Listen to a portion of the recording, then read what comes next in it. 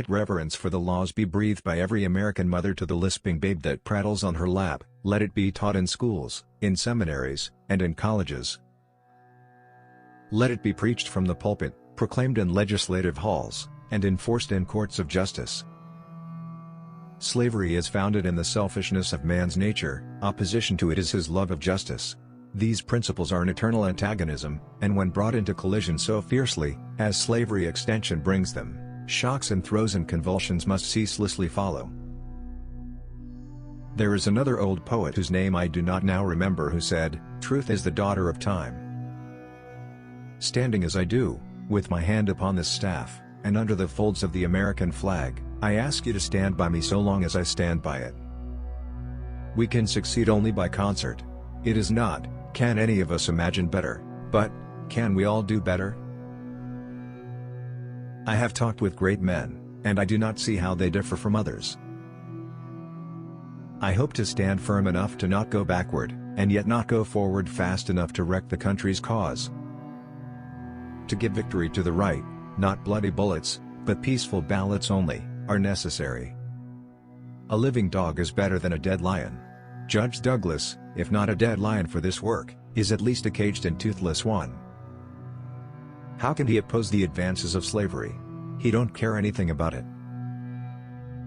I pass my life in preventing the storm from blowing down the tent, and I drive in the pegs as fast as they are pulled up. I do not think I could myself be brought to support a man for office whom I knew to be an open enemy of, and scoffer at, religion. In giving freedom to the slave, we assure freedom to the free, honorable alike in that we give and what we preserve.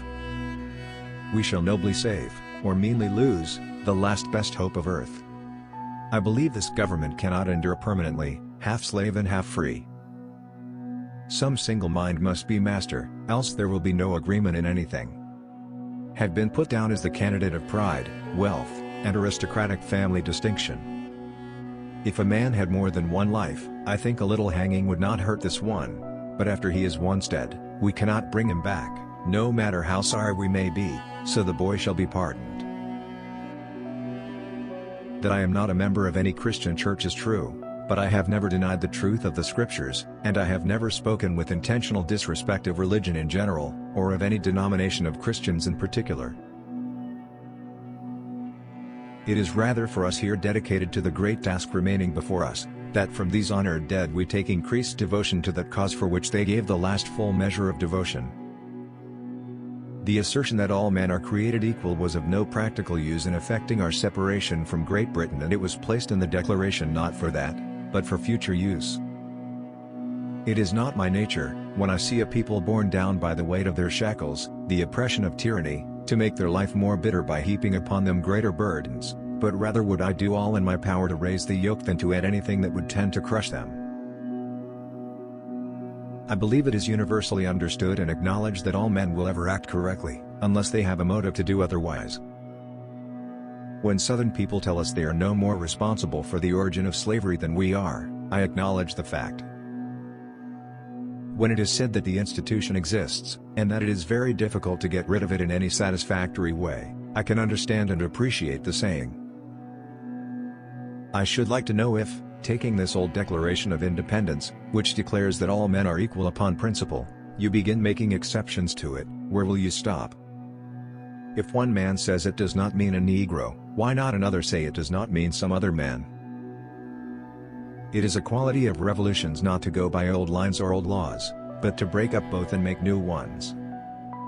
Upon this subject of education, not presuming to dictate any plan or system respecting it, I can only say that I view it as the most important subject which we, as a people, can be engaged in. Someday I shall be president. Never stir up litigation. A worse man can scarcely be found than one who does this. The people know their rights, and they are never slow to assert and maintain them when they are invaded. If the people of Utah shall peacefully form a state constitution tolerating polygamy, will the democracy admit them into the Union? The mystic cords of memory, stretching from every battlefield and patriot grave to every living heart and hearthstone, all over this broad land, will yet swell the chorus of the Union, when again touched, as surely they will be, by the angels of our nature. He who molds the public sentiment makes statutes and decisions possible or impossible to make. If I were to try to read, much less answer, all the attacks made on me, this shop might as well be closed for any other business.